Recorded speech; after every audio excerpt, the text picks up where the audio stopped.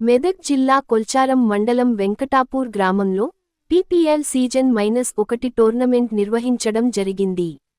Final మ్యాచ్లో విన్నర్గా గెలుపొందిన విజేతలకు అప్పాజీపల్లి మాజీ సర్పంచ్ కొల్చారం మండల కాంగ్రెస్ పార్టీ నాయకులు నాయిని వెంకట్ గౌడ్ 15,000 రూపాయలు నగదును విన్నర్ టీం సభ్యులకు అందజేయడం జరిగింది.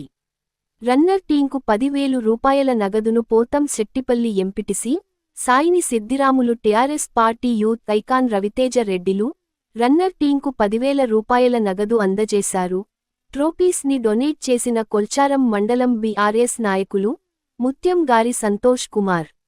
ఈ సందర్భంగా వెంకట్ గౌడ్ సంతోష్ కుమార్ మాట్లాడుతూ, క్రీడలు మానసిక ఉల్లాసానికి, దేహదారుఢ్యానికి ఎంతగానో ఉపయోగపడుతాయని, యువత చెడు మార్గాల వైపు వెళ్లకుండా క్రీడలు క్రమశిక్షణకు దోహదపడుతాయని అన్నారు. ఈ కార్యక్రమంలో మహేష్ టీం సభ్యులు మహిపాల్, టీం సభ్యులు యువకులు తదితరులు పాల్గొన్నారు.